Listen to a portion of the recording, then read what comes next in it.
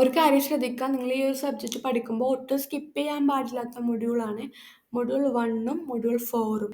ഈ വീഡിയോയിൽ ഡിസ്കസ് ചെയ്യാൻ പോകുന്നത് ബികോം ഫസ്റ്റ് സെമിസ്റ്ററിലെ ഫിനാൻഷ്യൽ അക്കൗണ്ടിംഗ് എന്ന് പറഞ്ഞ സബ്ജക്റ്റിൻ്റെ ഇമ്പോർട്ടൻറ്റ് ക്വസ്റ്റ്യൻസ് ആണ്.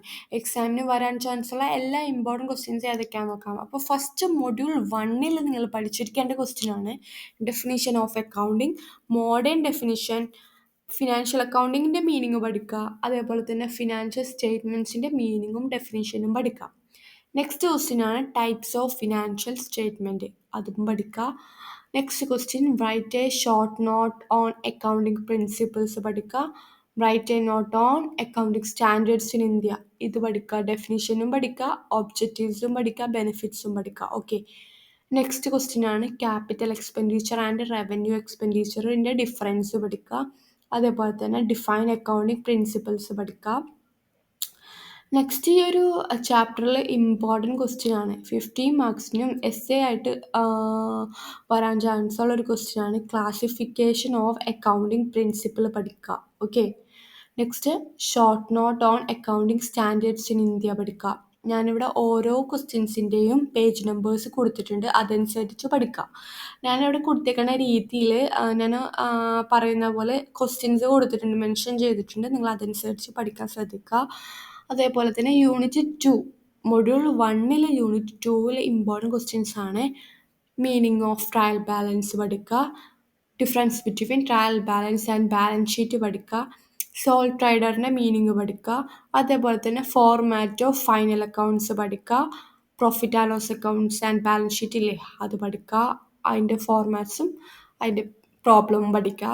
അതേപോലെ തന്നെ ഈ ഒരു ഫസ്റ്റത്തെ മൊഡ്യൂളിൽ ഇമ്പോർട്ടൻ്റ് ആയിട്ടുള്ള പ്രോബ്ലം 15 മാർക്സിന് വരാൻ ചാൻസ് ഉള്ളൊരു പ്രോബ്ലമാണ് trading and profit and loss അക്കൗണ്ടും ബാലൻസ് ഷീറ്റും. ആ പ്രോബ്ലം ഇമ്പോർട്ടൻ്റ് ആണ്, ഷുവർ ക്വസ്റ്റ്യൻ ആണ്, നിങ്ങൾ ഒട്ടും സ്കിപ്പ് ചെയ്യാൻ പാടില്ല, എല്ലാവരും പഠിച്ചിരിക്കാം. അതേപോലെ തന്നെ നെക്സ്റ്റ് മൊഡ്യൂൾ 2ൽ define single entry, difference between single entry and double entry, what is statement of affairs, what is mean by incomplete records, debtors account എന്താണ്, creditors account എന്താണ്, അതിൻ്റെ മീനിങ്ങും പഠിക്കുക. ഓക്കെ.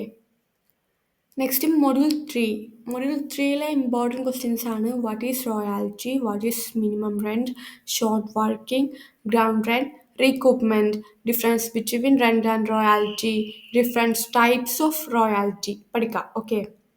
അതേപോലെ തന്നെ ഈ ഒരു മൊഡ്യൂൾ 3ലെ ഇമ്പോർട്ടൻ്റ് ആയിട്ടുള്ള നെക്സ്റ്റ് ഒരു ക്വസ്റ്റ്യൻ തന്നെയാണ് പ്രോബ്ലം ക്വസ്റ്റ്യൻ ആണ് ജേണൽ എൻട്രീസ്, അതും പഠിക്കാം.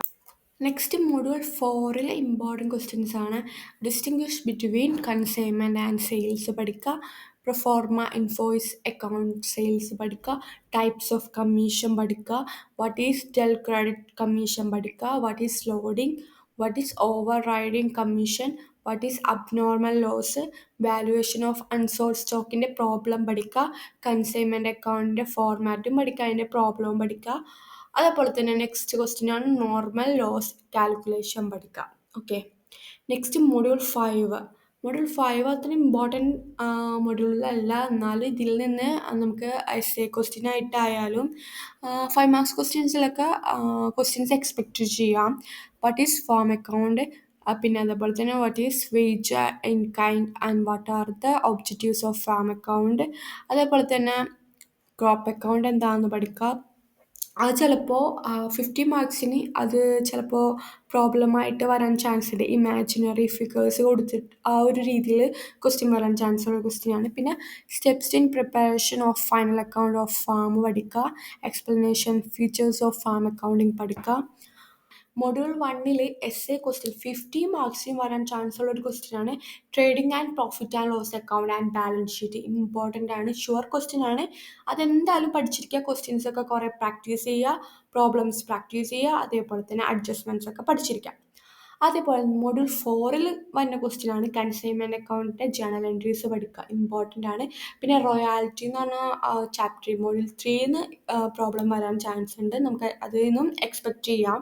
അപ്പോൾ ഞാനിവിടെ കൊടുത്തേക്കണ ഇമ്പോർട്ടൻറ്റ് ക്വസ്റ്റ്യൻസും 2 മാർക്സ് ക്വസ്റ്റ്യൻസൊക്കെ ഞാനിവിടെ കൊടുത്തിട്ടുണ്ട്, നിങ്ങളെല്ലാം പഠിച്ചിരിക്കുക. ഞാൻ പറഞ്ഞ പോലെ എല്ലാവരും പഠിക്കുക.